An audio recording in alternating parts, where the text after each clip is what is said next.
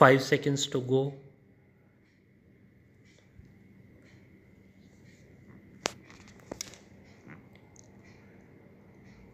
Start. We stand in the middle of the 20th century, and this period has seen far reaching changes all over the world. There have been wars and revolutions. The tempo of change is very great. Any plan that we make, like this 5-year plan, is subject to the great political, economic, and technological changes that we are witnessing. All of us have some kind of ideology, some kind of philosophy of life. We may not be philosophers, but without some kind of philosophical or ideological approach, we would have no yardstick to measure things by. And yet, our ideologies and philosophies of life somehow do not fit in with this middle of the 20th century. This may be due to the fact that though facts change and circumstances become different, we still hold on to old lines of thinking. The human mind is singularly conservative and it does not change easily. We hold on, if I may venture to say so, to some out of date philosophical or ideological approaches. Take the question of war. Many people say that because of various developments in the world, war has become or ought to become out of the question. War was useful, whether good or bad, if it helped you to realize your objective. When it does not do that, when in fact it does the reverse, then no person should indulge in war. I should like to extend that parallel a little further. If a war, atomic or other, is now something that can only be considered excessively foolish, Cold War becomes more and more absurd. Cold War exists, it goes on, but really analyzed in the circumstances of today, it has little meaning. Likewise, certain other approaches, some economic approaches, which may have a great deal of truth, just do not fit in with the present circumstances. The major fact of today is the stupendous growth of technology, the tremendous growth of the productive apparatus of society, the tremendous power that human beings possess and are likely to possess in the form of atomic energy. These things are not quantitative changes but qualitative changes in society. Of course, in India, we have not been very powerfully affected by the technological process.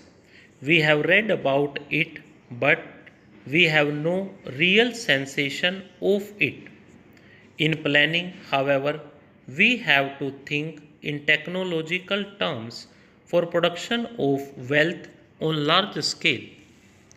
We are now going to have annual plans. Every year, a report of the annual plan will be placed here, which will give a more precise indication of the targets for that year. I hope to place a report of the annual plan of the first year of the second 5-year plan before this House during the next session. We have said that our objective is a socialistic pattern of society. I do not propose to define precisely what socialism means in this context because we wish to avoid any rigid or doctrinaire thinking. Even in my life, I have seen the world change so much that I do not want to confine my mind to any rigid dogma. But broadly speaking, what do we mean when we say socialist pattern of life?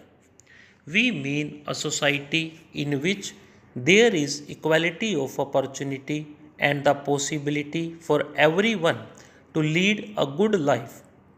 Obviously, this cannot be attained unless we produce the wherewithal to have the standards that a good life implies.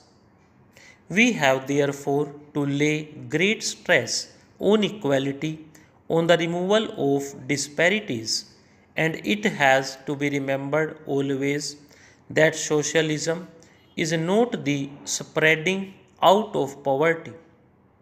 The essential thing is that there must be wealth and production.